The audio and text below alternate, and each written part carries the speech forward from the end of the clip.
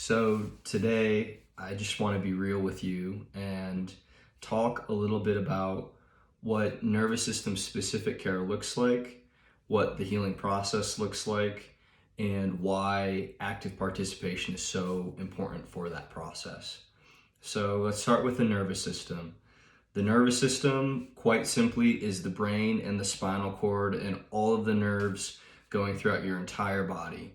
So a lot of times people think of just the brain or just the spinal cord, and maybe even more specific as like the brain stem or the frontal lobe of the brain. We know all these little bits and pieces, but the reality is that the nerves, these little communicators, these small little cells that stretch really, really far, are intimately embedded throughout our whole body.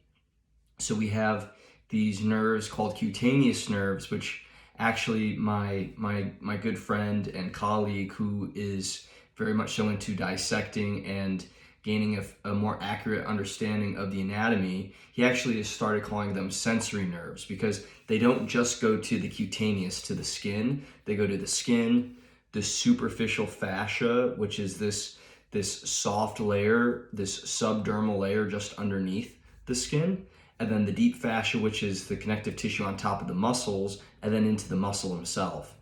So we have nerves in the skin, in the connective tissue layer of the superficial fascia under the skin, the other connective tissue layer that surrounds the muscle bundle, so the deep fascia, and then the muscle itself. And that's throughout the whole body.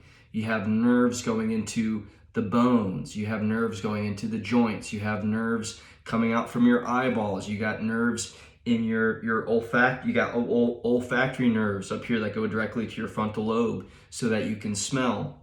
You have nerves in your tongue. You have nerves everywhere. You have nerves you have a whole nervous system, a whole branch of the nervous system called the enteric nervous system, which is the most primitive aspect of our nervous system, that's in our gut, right? Like, we think of our evolution throughout history. Think of like a starfish. A starfish has an enteric nervous system. I'm not so sure it has much else besides that, but it knows how to digest food. We know how to digest food, but not only that, we know how to move our limbs. We know how to sense different experiences in our life. So this is just a really elaborate way for me to say that our nervous system is intimately a part of us, and it is how we're interfacing with our reality. Our sensations, how we're moving energy through our body, whether it be through our glandular system, through our circulatory system, through our lymphatic system, through our digestive system. All of that is communicating what's happening to the rest of the body through the nerves. The nerves are the interface within the body, and they're also the interface for how we interact with the external world. There's many aspects of the body. I'm not saying the nervous system is the best, but I'm saying what we do in our office is we work to improve the coherency, the coherence, and the adaptability and the communication through the nervous system. And that's a whole body thing. It's not just the spine, even though we focus on the spine because that's where the spinal cord is, and that's a main information highway of messages being sent between the brain and the body.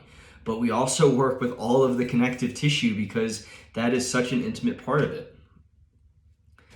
So nervous system specific care, what that looks like, it depends on the nervous system we're working with. It depends on whether or not somebody needs lighter touch in the beginning, or whether or not they need to get deeper into that superficial or deep fascial layer, right? Which can look like a trigger point release if you've seen that with massage therapists. So sometimes people say, they get confused and they don't say it's an adjustment. They say, oh yeah, I'm ready for my massage, because a lot of what we do is working with that connective tissue in the superficial and deep fascia and the muscular tissue too, because the nerves go all the way down into that layer, right? And we'll also get in there and we'll stimulate certain muscle groups to activate the tone in the muscle, and that's another indirect gateway into the nervous system to have more neuromuscular balance. So what does nervous system specific care look like? Well, it depends on what the nervous system needs in that moment. And I think an overarching commonality that you're going to find within nervous system specific care is that it's not based on what the practitioner thinks it's supposed to be, and it's not based on what the participant thinks it's supposed to be. It's based on us asking the innate intelligence of the nervous system of that body on the table. We're asking the nervous system questions. So we have this innate intelligence inside of us that wants us to heal from the inside out. And this largely works and communicates through the nervous system. So this is the healing process that's available through nervous system specific care.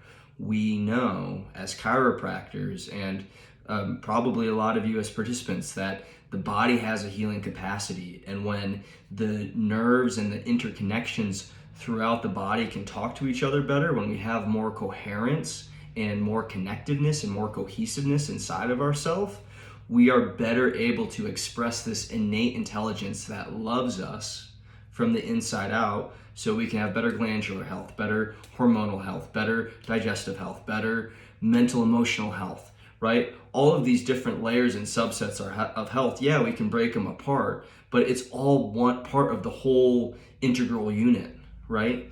So healing is just like this nervous system specific care, right? I'm emphasizing all of the different layers and how they're all interconnected within the nervous system. And it's the same thing for the healing process: physical, emotional, mental, spiritual.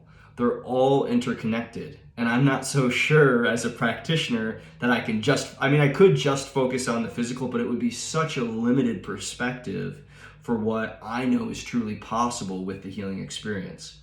So inevitably, at some point in the care, we flip the person face up and we work on this more vulnerable front part of the body and the mental, emotional components, all the different flexor muscles that are holding on to stress and tension, all the different connective tissues and sinuses and deep tissues in the abdomen and digestive system that are holding on to neurological tension and stress.